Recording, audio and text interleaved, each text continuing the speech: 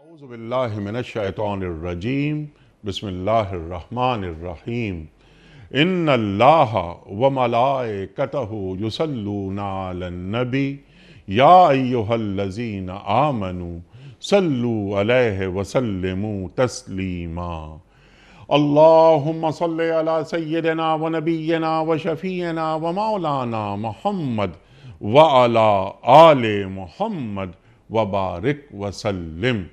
محترم خواتین و حضرات، السلام علیکم۔ پیام صبح کے ساتھ ایک بار پھر حاضر میں ہوں آپ کا میزبان انیق احمد۔ خواتین و حضرات، روزانہ آپ کی خدمت میں حاضر ہوتے ہیں اپنے عہد کے ایک جید عالم دین کے ساتھ۔ قرآن کریم کی کچھ آیات پر گفتگو ہوتی ہے اور وہ محترم اور معزز عالم دین ہمیں قرآن کریم سے جوڑتے ہیں، ہمیں قریب کرتے ہیں، بتاتے ہیں ہمیں کہ قرآن کریم کی یہ آیات ہم سے کیا مخاطبت کر رہی ہیں، کیا معنی اور مفاہیم ہیں۔ ہم اپنے علماء کے بڑے شکر گزار رہتے ہیں کہ وہ تشریف لاتے ہیں اور یہ نیک کام کرتے ہیں اور ہم تک قرآنی علوم منتقل کرتے ہیں۔ خواتین و حضرات، آج کی جو آیات ہیں وہ سورہ بنی اسرائیل کی آیات 23 اور 24 ہیں۔ والدین کا مقام کیا ہے، والدین سے ہمارا تعلق کیسا ہونا چاہیے، اللہ تعالیٰ بتا رہا ہے ان آیات میں کہ ہمارے رویے کیسے ہونے چاہیے اور ہم کیا کر رہے ہیں۔ ہم آخر میں یہ سوال بھی رکھیں گے ٹو ڈوز کے ذیل میں کہ اللہ تعالیٰ ہمیں اپنے والدین کا خدمتگار دیکھنا چاہتا ہے۔ وَبِالْوَالِدَيْنِ احسانہ۔ اب یہ احسانہ کون سا احسانہ ہے؟ یہ کیا ہم کوئی والدین پہ احسان کرتے ہیں کیا؟ احسانہ سے کیا مراد ہے؟ ان کی خدمت میں ایکسیلنس، انتہائی عروج تک پہنچ جائیں اپنے ماں باپ کی خدمت میں۔ اللہ کے رسول صلی اللہ علیہ وآلہ وسلم کی احادیث، آپ کے اقوال بے تحاشا محبت کی ایک نگاہ والدین پہ ڈالنے سے ایک مقبول حج کا ثواب۔ ایک صحابی نے سوال کیا کہ اگر میں اپنے والد پر یا اپنے والدین پر 100 نگاہیں ڈالتا ہوں تو کیا مجھے 100 مقبول حجوں کا ثواب ملے گا؟ اللہ کے رسول فرماتے ہیں ہاں، اللہ کے یہاں کمی نہیں اجر دینے میں، 100 مقبول حجوں کا ثواب ملے گا۔ یہاں ہم بات کروائیں گے وبالوالدین احسانہ کے حوالے سے، رب ارحمہما کما ربیانی صغیرہ کے حوالے سے، ان اشکر لی ولوالدیک کے حوالے سے، بہت ساری آیات قرآن کریم کی۔ اور کیا عجیب بات ہے، یہ بھی ہم سوال رکھیں گے، سیکھیں گے کہ اللہ اپنا ذکر کرتا ہے اور اس کے بعد فوراً والدین کا ذکر کر رہا ہے قرآن کریم کی کئی آیات میں۔ تو اللہ تعالیٰ نے والدین کے مقام کو کتنا بلند کیا ہے۔ مفتی منیب الرحمن صاحب سے تشریف فرما ہے۔ مفتی صاحب کو خوش آمدید کہتے ہوئے پروگرام کا آغاز اللہ تعالیٰ کے بابرکت نام سے، سورہ بنی اسرائیل اور آیات 23 اور 24۔ اعوذ باللہ من الشیطان الرجیم، بسم اللہ الرحمن الرحیم۔ وَقَضَىٰ رَبُّكَ أَلَّا تَعْبُدُوا إِلَّا إِيَّاهُ وَبِالْوَالِدَيْنِ إِحْسَانًا إِمَّا يَبْلُغَنَّ عِندَكَ الْكِبَرَ أَحَدُهُمَا أَوْ كِلَاهُمَا فَلَا تَقُل لَّهُمَا أُفٍّ وَلَا تَنْهَرْهُمَا وَقُل لَّهُمَا قَوْلًا كَرِيمًا وَاخْفِضْ لَهُمَا جَنَاحَ الذُّلِّ مِنَ الرَّحْمَةِ وَقُل رَّبِّ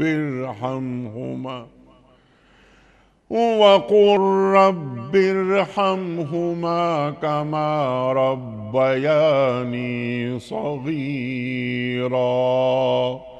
صدق اللہ العظیم۔ تیرے رب نے فیصلہ کر دیا ہے کہ تم لوگ کسی کی عبادت نہ کرو مگر صرف اس کی، والدین کے ساتھ نیک سلوک کرو، اگر تمہارے پاس ان میں سے کوئی ایک یا دونوں بوڑھے ہو کر رہیں تو انہیں اف تک نہ کہو، نہ انہیں جھڑک کر جواب دو، بلکہ ان کے ساتھ احترام سے بات کرو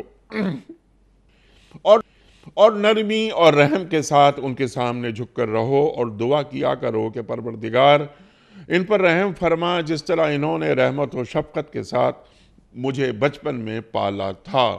صدق اللہ العظیم۔ محترم مفتی منیب الرحمان صاحب کی خدمت میں آج کے پروگرام کے حوالے سے پہلا سوال رکھنے سے قبل کوئز، کل کے پوچھے گئے سوال کا درست جواب اور آج کا سوال آپ کی خدمت میں۔ کل کا سوال یہ تھا کہ کس پرندے نے حضرت سلیمان علیہ السلام کا خط ملکہ بلقیس تک پہنچایا؟ درست جواب ہدہد نے۔ آج کا سوال نوٹ فرما لیجئے، کس جنگ میں حفاظ کی کثیر تعداد شہید ہوئی تھی؟ جنگ موتا میں، جنگ یرموک میں یا جنگ یمامہ میں؟ جو درست جواب آپ سمجھتے ہوں روانہ فرمائیے۔ ہمارے فون نمبرز ہیں 0092221 3452709، ہمارا دوسرا فون نمبر ہے 009221343000980، ہمارا ای میل ایڈریس ps@duniatv.tv، ہمارا SMS کا نمبر 3031 اور ہمارا واٹس ایپ کا نمبر ہے 009232182509194۔ مفتی صاحب ارشاد فرمائیے، والدین کا مقام ہمارا دین کیا بتاتا ہے؟ انیق احمد صاحب، اللہ تبارک و تعالیٰ نے بنی اسرائیل کی آیت نمبر 23 کا آغاز قضاء کے کلمے سے فرمایا۔ یہ قرآن مجید میں کئی معنی میں آیا ہے۔ ایک اس کے معنی حکم کے ہوتے ہیں کہ وَقَضَى رَبُّكَ أَلَّا تَعْبُدُوا إِلَّا إِيَّاهُ وَبِالْوَالِدَيْنِ إِحْسَانًا، اور تمہارے رب نے یہ حکم دیا ہے کہ اس کے سوا کسی کی عبادت نہ کرو اور والدین کے ساتھ حسن سلوک کرو۔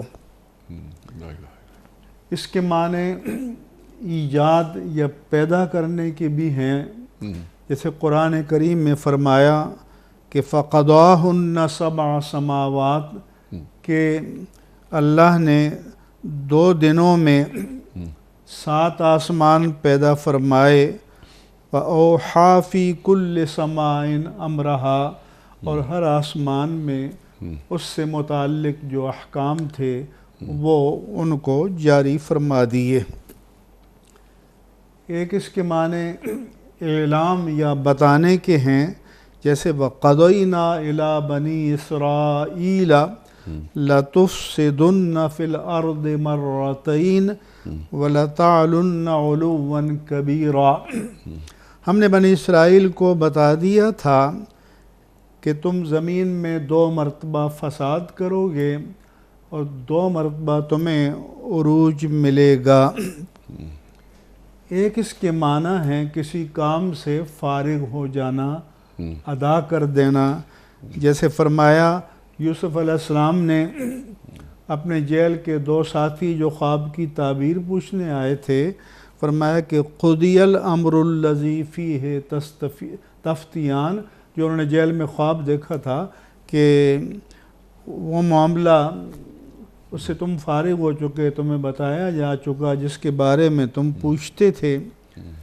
اسی طرح فرمایا کہ فَإِذَا قَضَيْتُم مَنَاسِكَكُمْ فَاذْكُرُوا اللَّهَ كَذِكْرِكُمْ آبَاءَكُمْ أَوْ أَشَدَّ ذِكْرًا، کہ جب تم اپنی حج کے مناسک اور ارکان کو ادا کر چکو تو اللہ کا ذکر اس طرح کرو جیسے تم ماضی میں زمانہ کفر میں اپنے آباء و اجداد کا ذکر کیا کرتے تھے، یا اس سے بھی شدت کے ساتھ ذکر کرو۔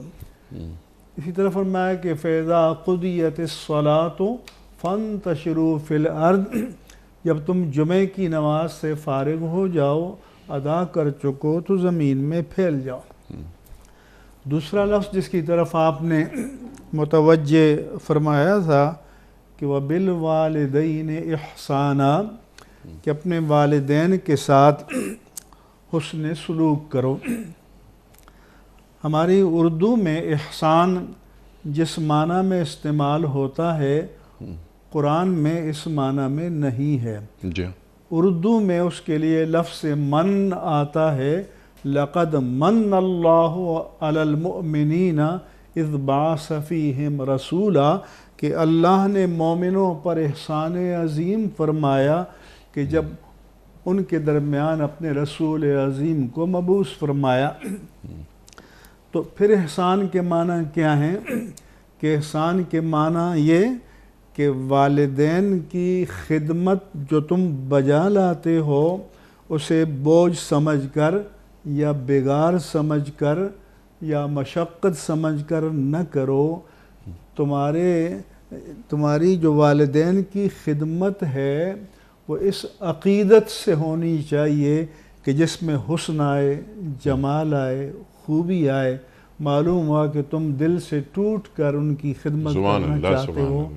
یہ قرآن مجید کا بہت پیارا انداز بیان ہے۔ اس کے بعد فرمایا کہ اما یبلغن عندک الکبر احدہما او کلاہما، کہ ماں باپ دونوں یا دونوں میں سے کوئی ایک بڑھاپے کی عمر کو پہنچ جائے تو فلا تقل لہما اف، تو تم انہیں اف تک نہ کہو۔ مفسرین کرام نے فرمایا کہ بڑھاپے میں آدمی چڑچڑا ہو جاتا ہے، مزاج میں غصہ آ جاتا ہے، ظاہر ہے اولاد لوگ اپنے کام دھندوں میں مصروف ہوتے ہیں اور اسے احساس ہوتا ہے کہ مجھے نظر انداز کیا جا رہا ہے۔ تو اللہ نے فرمایا کہ وہ کتنا ہی غصے کا اظہار کیوں نہ کرے، جھنجھلاہٹ کا اظہار کیوں نہ کرے، تم اف تک نہ کہو۔ اب ظاہر ہے کہ اگر اف کا کلمہ کہنے کی بھی اجازت نہیں ہے تو پھر ہاتھ سے یا پاؤں سے یا زبان سے مزید رنج پہنچانے کی گنجائش کہاں سے پیدا ہوگی؟ وَلَا تَنْهَرْهُمَا، انہیں جھڑکو نہیں، اور وَخْفِضْ لَهُمَا جَنَاحَ الذُّلِّ مِنَ الرَّحْمَةِ، تو اپنی جو شفقت کے بازو ہیں، رحمت کے بازو ہیں، وہ ان کے سامنے جھکا دو۔ مطلب یہ ہے کہ ان کے سامنے سراپا اطاعت بن جاؤ، ہم اردو میں کہتے ہیں کہ بچ جاؤ۔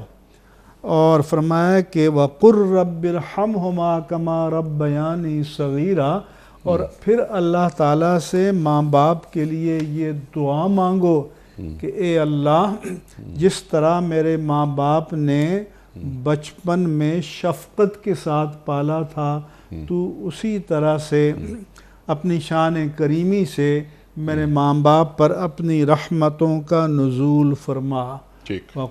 اور پھر یہاں یہ بھی ایک بامانہ چیز ہے کہ اللہ تعالیٰ نے ماں باپ کے لیے ربوبیت کی صفت بیان کی، رب ارحمہما کما ربیانی، کیونکہ ربوبیت کے معنی ہیں کسی چیز کو نقطۂ آغاز سے لے کر مرتبہ کمال پر پہنچا دینا۔ سبحان اللہ۔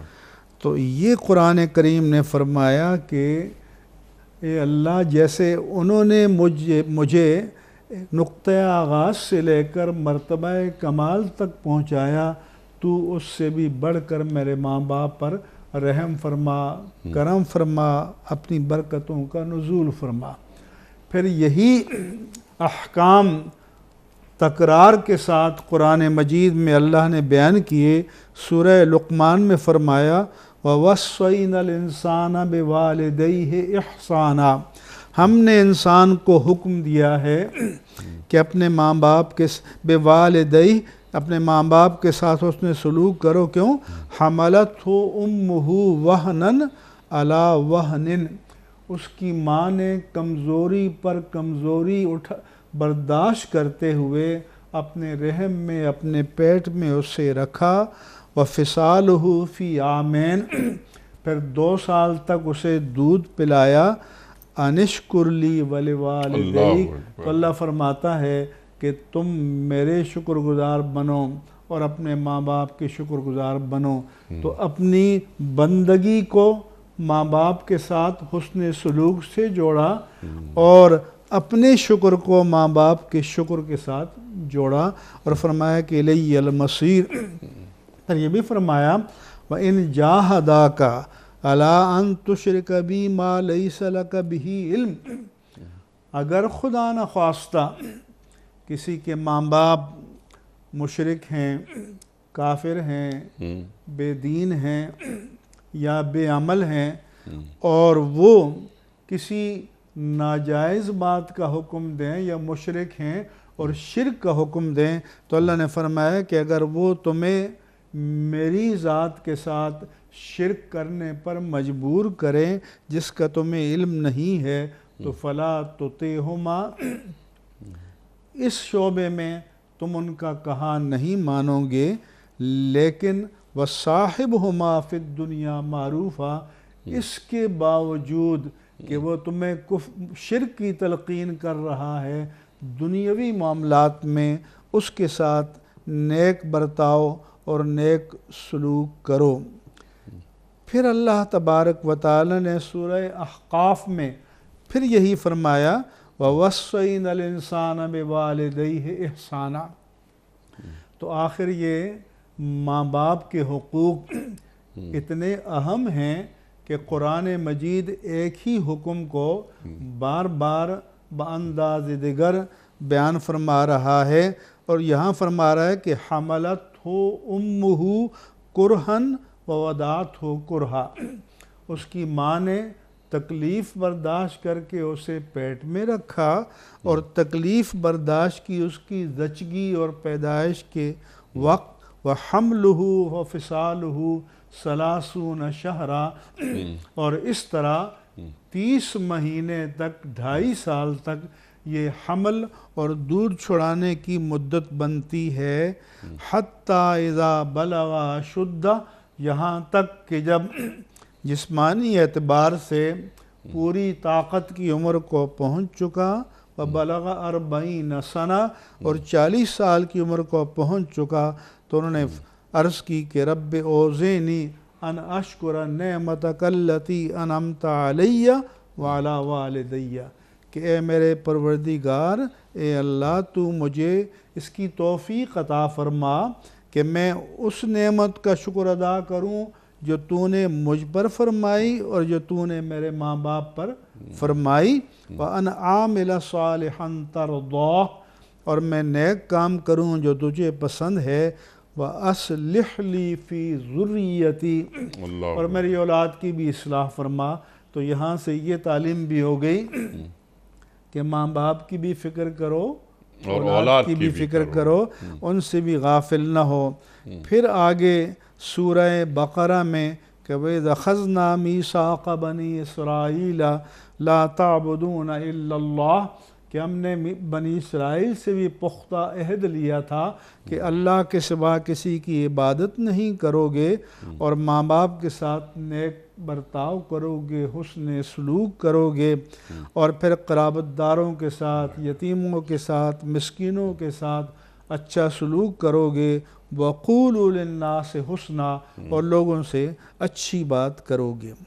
پھر سورۃ النساء میں پھر فرمایا کہ وَاعْبُدُوا اللَّهَ وَلَا تُشْرِكُوا بِهِ شَيْئًا، اور اللہ کی عبادت کرو اور اس کے ساتھ کسی کو شریک نہ ٹھہراؤ، وَبِالْوَالِدَيْنِ إِحْسَانًا، اور ماں باپ کے ساتھ حسن سلوک کرو، پھر قرابت داروں کا، یتیموں کا، مسکینوں کا اور پڑوسی کا، اور پڑوسی کی بھی 3 قسمیں، ایک کہ جو پڑوسی بھی ہے اور قرابت دار بھی ہے، پڑوسی ہے اور اجنبی ہے، یا سفر میں، کلاس میں، دفتر میں آپ کے ساتھ ہے اور مسافر ہے، ان سب کے ساتھ حسن سلوک کرو۔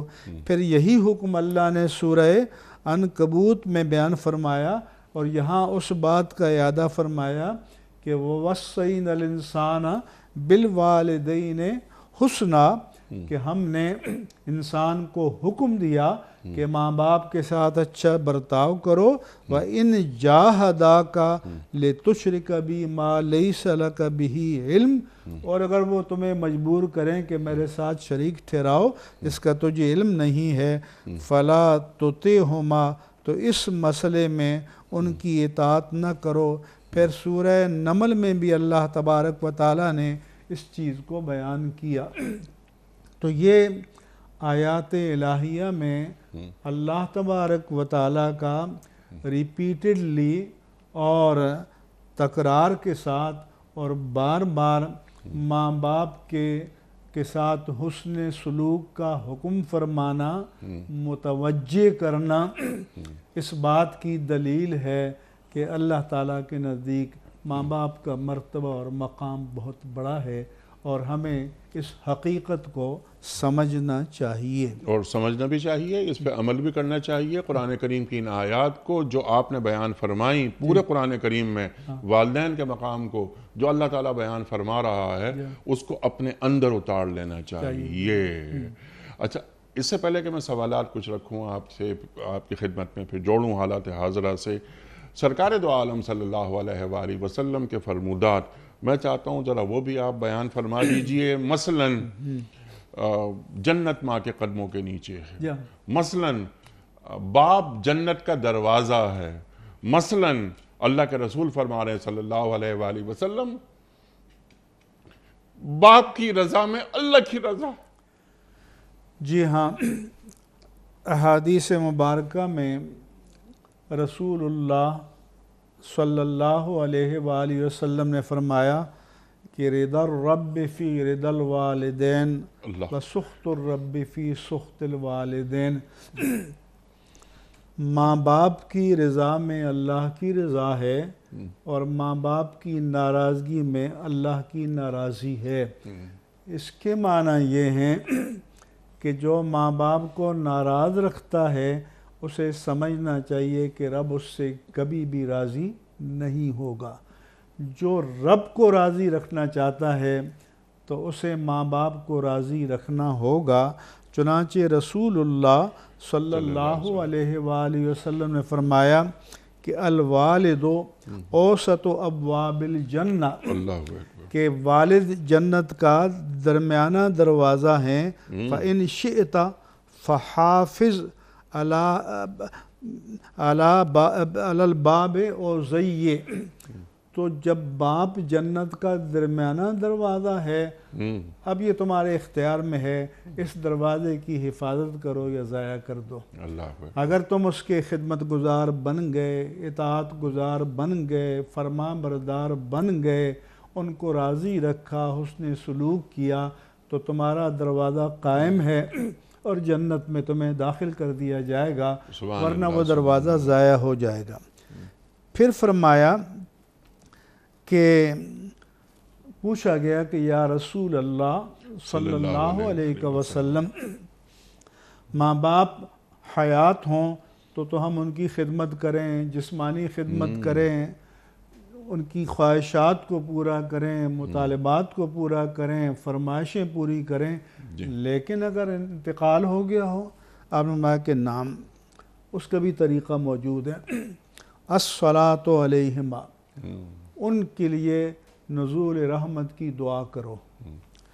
پھر فرمایا کہ والاستغفار لہما، اللہ کی بارگاہ میں دعا مانگتے رہو کہ یا اللہ میرے ماں باپ کو بخش دے۔ پھر فرمایا کہ وَإِنْفَاذُ عَهْدِهِمَا مِنْ بَعْدِهِمَا، اگر انہوں نے زندگی میں کسی سے کوئی وعدہ کیا تھا تو ان کے وعدے کو پورا کرو۔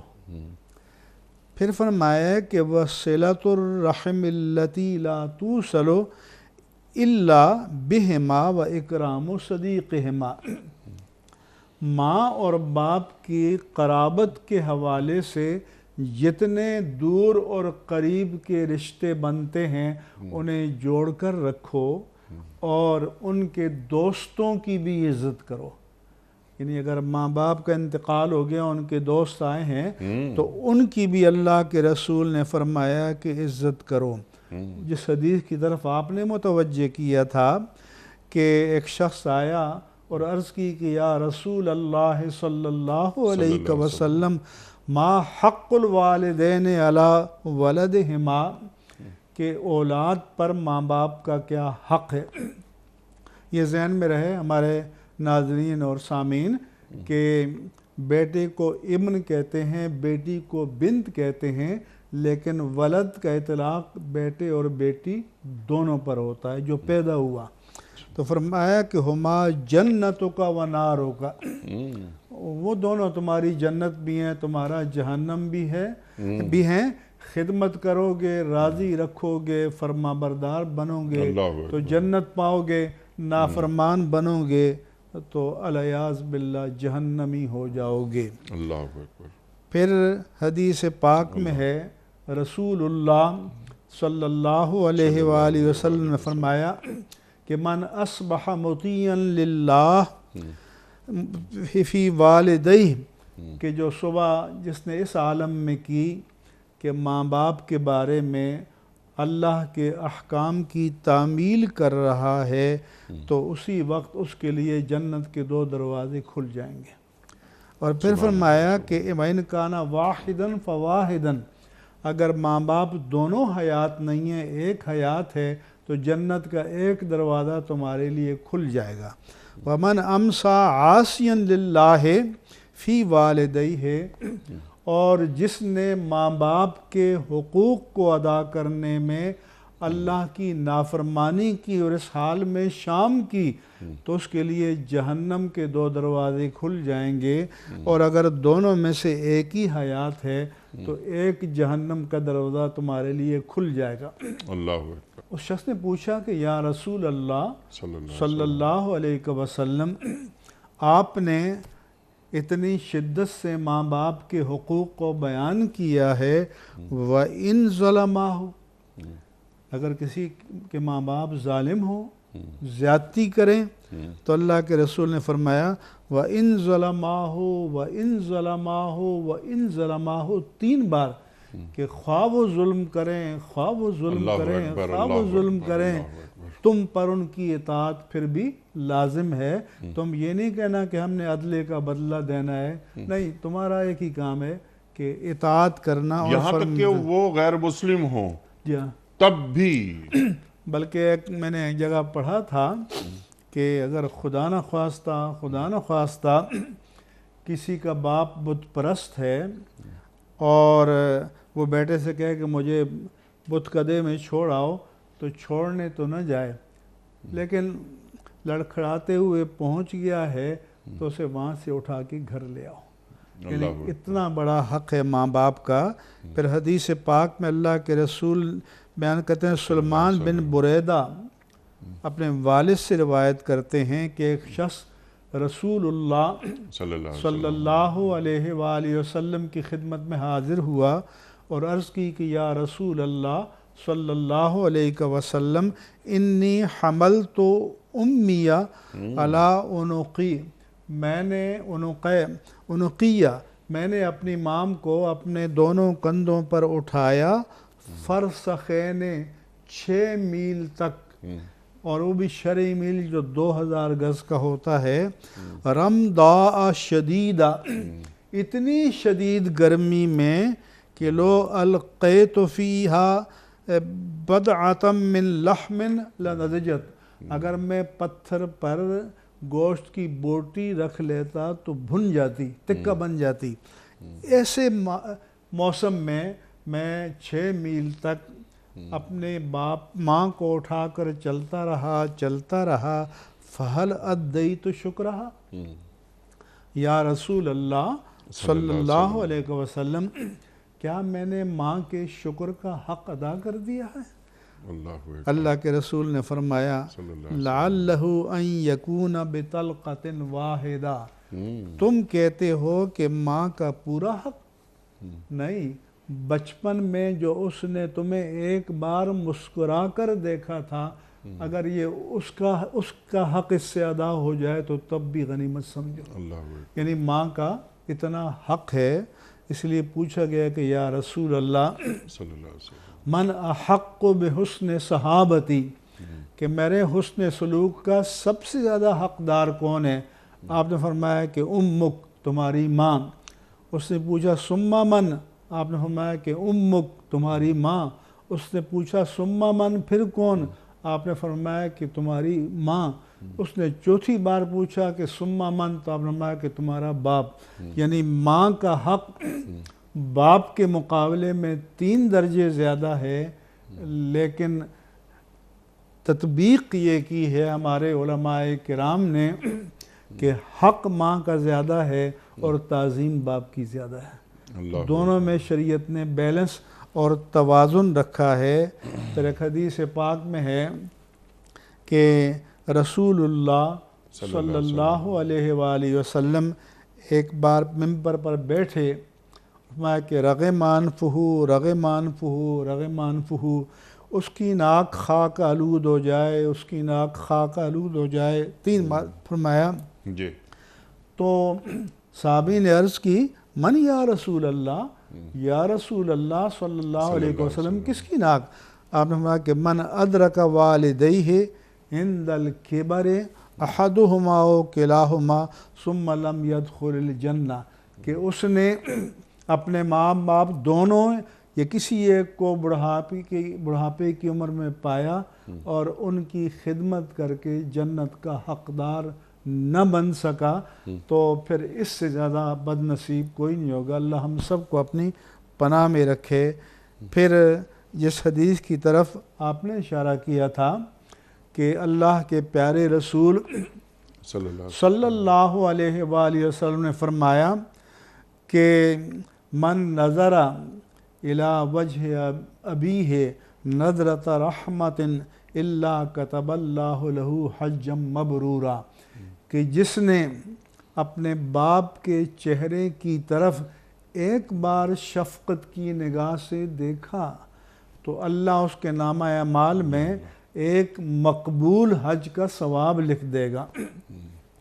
اس نے عرض کی یا رسول اللہ صلی اللہ علیہ وسلم اولو نظر مئہ مرہ، اگر کوئی 100 بار باپ کے چہرے کی طرف شفقت و رحمت کی نظر سے دیکھے تو آپ نے فرمایا کہ اللہ اکبر او اکثر، اللہ کی ذات بہت بڑی ہے، اس کے خزانے بڑے بھاری ہیں، اس کی بارگاہ میں کیا کمی ہے کہ وہ 100 حج کا ثواب دے دے، تو اس کے خزانے میں تو کوئی کمی نہیں آتی۔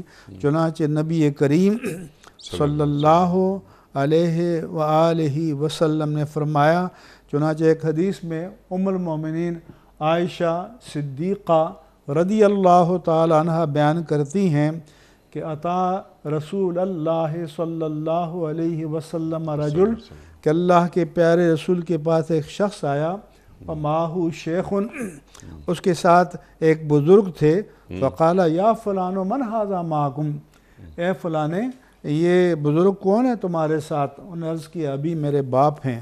قال فلا تمشی امامہ، اللہ کے رسول نے فرمایا کہ ان کے آگے آگے نہ جاؤ، ان کے پیچھے پیچھے جاؤ، ولا تجلس قبلہ، ان کے آگے ہو کر نہ بیٹھو، ان کے پیچھے ہو کر بیٹھو، ولا تدعو باسمہ، اس کے نام سے اسے نہ پکارو، ولا تستسب لہ، اور اس کو کوئی برا بلا نہ کہو، پیار سے محبت سے۔ یہ ہے باپ کا مقام۔ اچھا اسی ذیل میں مفتی صاحب آپ یہ بھی فرما دیجئے، پھر کچھ سوالات رکھیں گے حالات حاضرہ کے حوالے سے، یعنی آج ہمارے اعمال کیا ہیں۔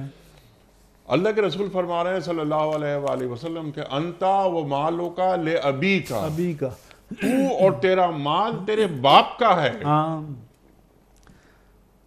حدیث پاک میں رسول اللہ صلی اللہ علیہ وآلہ وسلم نے فرمایا کہ تمہاری کمائی میں سے بہترین کمائی تمہارے ہاتھ کی کمائی ہے، اپنی محنت کی کمائی ہے، اور فرمایا کہ وَإِنَّ أَوْلَادَكُمْ مِنْ كَسْبِكُمْ، تمہاری اولاد بھی تمہاری کمائی ہے۔ پھر فرمایا کہ أَنْتَ وَمَالُكَ لِأَبِيكَ، تم اور تمہارا مال تمہارے باپ کے ہو۔ تو مطلب یہ ہے کہ جس طرح باپ کو تمہارے مال پر تصرف کا حق ہے، تم پر بھی ہے کہ تمہیں جو حکم دے، تمہیں جو فرمائش کرے، جو شریعت میں جائز ہو تو اس کو پورا کرو۔ اس حدیث کی روشنی میں جو آپ نے فرمایا، بعض محدثین کرام نے تو ان الفاظ کی رعایت کرتے ہوئے یہ قول کیا ہے کہ باپ اپنے بیٹے کے سارے مال کو لینا چاہے تو لے سکتا ہے اس کی مرضی کے بغیر۔ بعض محدثین کرام نے یہ کہا کہ باپ اپنے بیٹے کے مال میں سے اپنی ضروریات کے لیے اس کی اجازت کے بغیر بھی لے سکتا ہے۔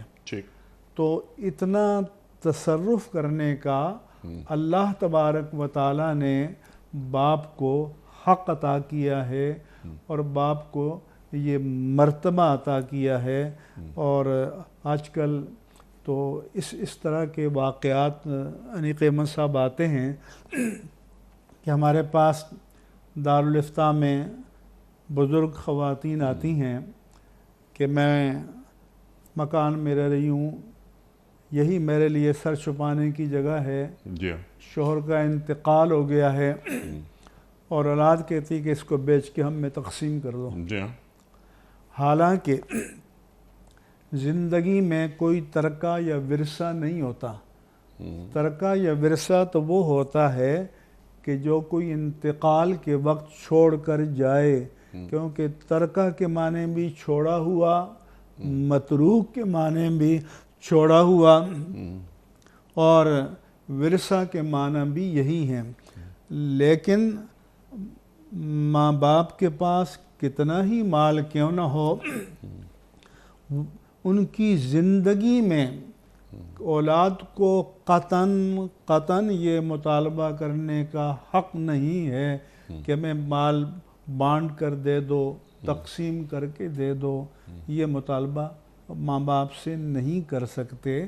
البتہ رسول اللہ صلی اللہ علیہ وآلہ وسلم نے فرمایا، ایک صحابی نعمان بن بشیر آئے، عرض کی کہ یا رسول اللہ صلی اللہ علیہ وسلم، میری بیوی مجھے مجبور کر رہی تھی کہ اس بیٹے کے نام کوئی چیز ہبہ کرو، تو میں نے ایک غلام اس کے نام میں نے کہا کہ یہ اس کا ہے۔ تو میری بیوی نے کہا کہ اشہد علیہ رسول اللہ صلی اللہ علیہ وسلم، کہ تم اس بات پر اللہ کے رسول کو گواہ بناؤ۔ تو وہ بیٹے کو لے کر آئے کہ میں آپ کو گواہ بناتا ہوں کہ میں نے یہ غلام اس بیٹے کو ہبہ کر دیا۔ حضور نے فرمایا اللہ کا ولدن سوا ہو، کیا تمہارے اس کے علاوہ بھی کوئی اولاد ہے؟ تو انہوں نے عرض کی کہ یا رسول اللہ صلی اللہ علیہ وسلم اور اولاد بھی ہے۔ فرمایا اکل نحلت کذالک، کیا سب کو تم نے ایک ایک غلام یا اتنا مال دیا ہے؟ اس نے عرض کیا کہ نہیں۔ آپ نے فرمایا کہ فلا اشہد علی جور، یا ایک حدیث میں کہ فیض اللہ تشہدنی علی جور، پھر میں ظلم پر گواہ نہیں بنوں گا، یا مجھے ظلم پر گواہ نہ بناؤ۔ اس سے یہ مسئلہ ہے کہ انتقال کے بعد جب ترکہ تقسیم ہو ماں باپ کا تو بیٹے کو بیٹی سے ڈبل ملے گا، لیکن اگر زندگی میں کوئی اپنا مال ہبہ کرنا چاہے تو برابر ملے گا، تو برابر دینا ہوگا۔ ٹھیک ہے۔ اچھا مفتی صاحب، کیونکہ وقت ختم ہو رہا ہے پروگرام کا، کرنے کے کچھ کام جو آپ نے تعلیم فرمائے کہ اللہ اور اللہ کے رسول صلی اللہ علیہ وآلہ وسلم ہمیں کیا تعلیم فرما رہے ہیں، اگر والدین دنیا میں موجود نہیں، انتقال ہو چکا ہے ان کا، تو ان کے لیے دعا کرے۔ آپ نے فرمائی بات ابھی جو دین بتا رہا ہے ہمیں، ان کے لیے دعا کرے، الصلاح کی جو بات ہوئی، اس کے بعد ان کی مغفرت، یعنی مغفرت کے لیے دعا کرے۔ انبیاء کرام علیہم السلام نے اپنے ماں باپ کے لیے دعا کی۔ دعا ابراہیمی قرآن مجید میں ہے کہ رب اجعلنی مقیم الصلاۃ ومن ذریتی ربنا وتقبل دعا، کہ میرے پروردگار تو مجھے نماز قائم کرنے والا بنا دے اور میری اولاد کو بھی نماز کا پابند بنا دے اور میری دعا کو قبول فرما رب اغفر لی ولوالدی وللمؤمنین یوم یقوم الحساب، کہ اللہ تو مجھے بخش دے، میرے ماں باپ کو بخش دے، اور قیامت کے دن سارے مومنوں کو سارے بخش دے۔ مومنوں کو، تو ایک مجموعی ایک دعا مانگی گئی جس میں اور یہ مومنین بھی بھی ہے شامل ہیں۔ کہ سابقون الاولون کا ذکر کرنے کے بعد فرمایا کہ والذین جاؤوا من بعدہم، جو ان کے بعد آئے، یقولون، اللہ کی بارگاہ میں التجا کرتے ہیں کہ ربنا اغفر لنا ولاخواننا الذین سبقونا بالایمان، کہ اللہ تو ہمیں بخش دے اور ہمارے تمام مومن بھائیوں کو بخش دے، اے اللہ تو مجھے بخش دے، میرے ماں باپ کو بخش دے۔ جو ہم سے پہلے آئے اور تمام مومنین جو ہم سے پہلے چلے گئے ہیں، ہمارے دلوں سے ان کے تعلق سے کینہ بغض نکال دے۔ ٹھیک ہے مرتضیٰ، اچھا اب ہم جو کام کر رہے ہیں، ہم میں سے مجموعی طور پر تو حالات ہمارے بہت اچھے ہیں، ایسا نہیں کہ والدین کا مقام اور احترام اور ادب میں کوئی کمی واقع ہو رہی ہو، لیکن کہیں کہیں نظر آتا ہے۔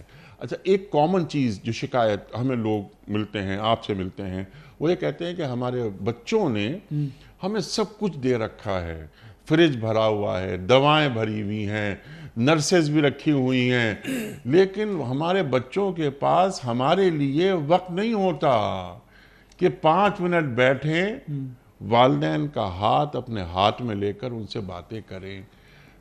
ارشاد۔ والدین کی ضروریات کو پورا کرنا تو بلا شبہ اچھی بات ہے، لیکن اس سے جو جسمانی خدمت کرنی ہے یہ اس کا بدل نہیں ہے کہ ان کے پاس بیٹھیں، ان کو اپنی صحبت و رفاقت دیں، ان کی فرمائشیں پوری کریں، ان سے باتیں کریں، ان سے باتیں کریں، ان کی جسمانی خدمت کریں، وہ کہیں جانا چاہیں تو انہیں لے کر جائیں، وہ اپنے دوستوں سے ملنا چاہیں تو ان کو ملا کر لائیں، یا اپنے گھر میں دوستوں کو بلانا چاہیں تو ان کے دوستوں کو بلائیں۔ تو اس لیے یہ ایک کمپریہنسو پیکج ہے، یہ ایسا نہیں ہے کہ آپ کو اللہ نے بہت دولت دے دی ہے تو آپ نے ماں باپ کی خدمت کا حق ادا کر دیا، ایسا نہیں ہے۔ جسمانی خدمت اور اطاعت کا بدل مال نہیں ہو سکتا، مال بھی اہم ہے، مالی ضروریات بھی اہم ہیں، یہاں تک کہ اسماء بنت ابی بکر صدیق رضی اللہ تعالی عنہ نے رسول اللہ صلی اللہ علیہ وآلہ وسلم سے دریافت کیا کہ یا رسول اللہ صلی اللہ علیہ وسلم، میری ماں آئی ہیں اور وہ مشرکہ ہیں اور وہ مجھ سے یہ توقع رکھ رہی ہیں کہ میں ان کو کچھ ہدیہ، کچھ تحفہ دوں، تو کیا میں دے سکتی ہوں؟ تو اللہ کے رسول نے فرمایا کہ تم دو اس کو۔ تو مطلب یہ ہے کہ کافرہ ہو، مشرکہ ہو، فاسقہ ہو، فاجرہ ہو، تو تب بھی ان کا حق جو ہے معطل نہیں ہوتا، تب بھی اپنے اپنے درجے میں ان کا حق ادا کرنا ضروری ہے۔ ماں کی، باپ کے دوستوں اور ماں کی سہیلیوں سے اچھا برتاؤ کرنا یہ بھی ضروری ہے، اس سے اگر ان کا انتقال ہو گیا تو ان کی روح خوش ہوگی۔ الغرض یہ ایک ہمہ جہت دینی فریضہ ہے جو ہمیں ادا کرنا چاہیے، اور اللہ تعالی ہمیں اس کی توفیق عطا فرمائے۔ سبحان اللہ۔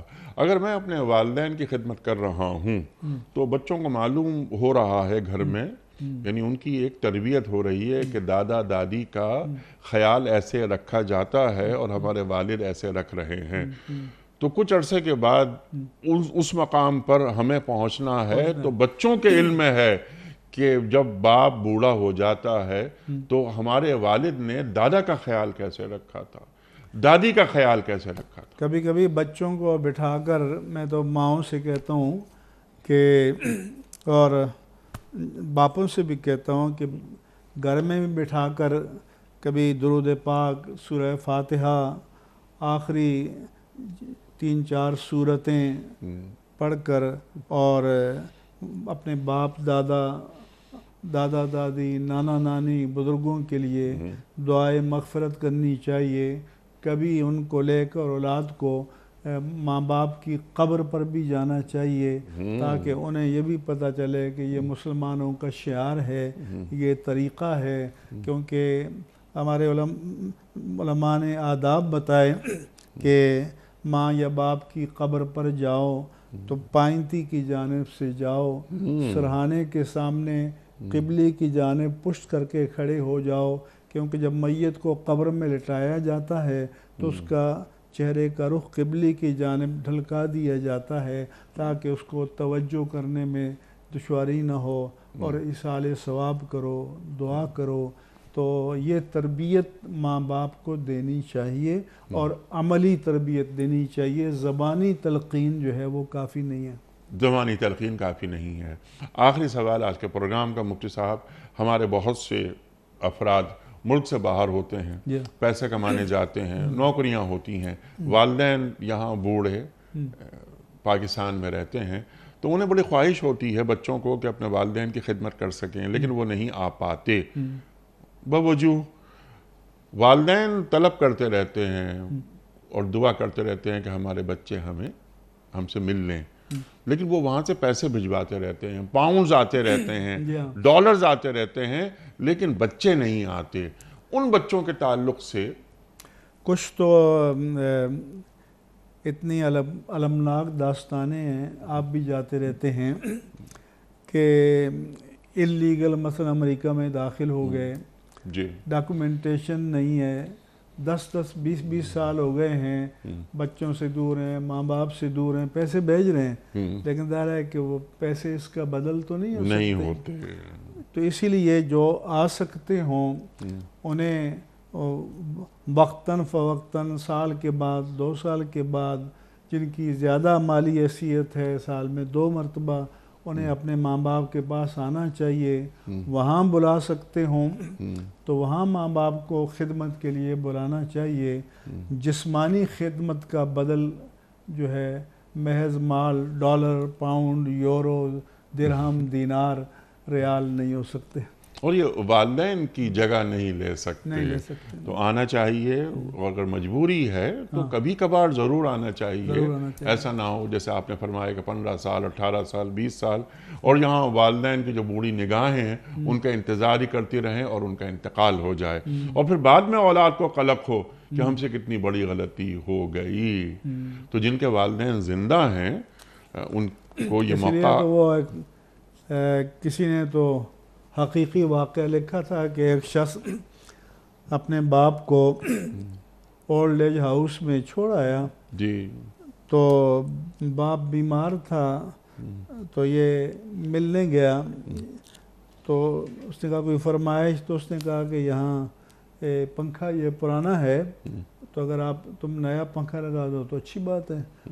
تو اس نے پوچھا کہ بھئی اب آپ چند دنوں کے مہمان ہیں تو آپ کو کیا فائدہ ہوگا؟ اس نے کہا نہیں، میں نے تو گزار دی ہے، میں تمہارے لیے کہہ رہا ہوں، تم یہاں آؤ گے تو تمہیں.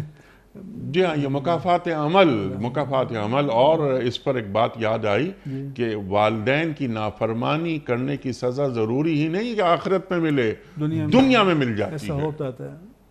اللہ اپنی پناہ میں رکھے. اللہ اپنی پناہ میں رکھے. مفتی صاحب آپ کا بہت شکریہ. بہت ساری باتیں مزید ہو سکتی ہیں لیکن وقت مکمل ہوا ہمارے آج کے پروگرام کا. ہمارے علماء کو اللہ سلامت رکھے، تشریف لاتے ہیں اور ہماری معلومات میں، ہمارے علم میں اضافہ فرماتے ہیں.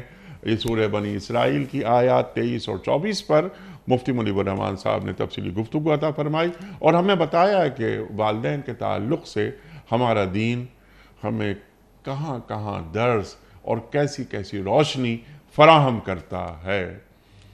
وَبِالْوَالِدَيْنِ احسانا. خواتین حضرات، وقت مکمل پروگرام کا کوئز. کس پرندے نے حضرت سلیمان علیہ السلام کا خط ملکہ بلقیس تک پہنچایا تھا؟ یہ کل کا سوال تھا. درست جواب ہدہد نے. آج کا سوال نوٹ فرما لیجئے. کس جنگ میں حفاظ کی کثیر تعداد شہید ہوئی تھی؟ جنگ موتا میں یا جنگ یرموک میں یا جنگ یمامہ میں؟ جو درست جواب آپ سمجھتے ہوں روانہ فرمائیے. ہمارے فون نمبرز ہیں 009221345 00927 ہمارا دوسرا فون نمبر ہے 009221343000980. ہمارا ای میل ایڈریس ps@dunyatv.tv. ہمارا SMS کا نمبر 3031 اور ہمارا واٹس ایپ کا نمبر ہے 0092321825019 وقت ہے قرآن دازی کا. حضرت ایک پرچی نکال کر آپ اعلان فرمائیں گے. آج کے ونر ہیں،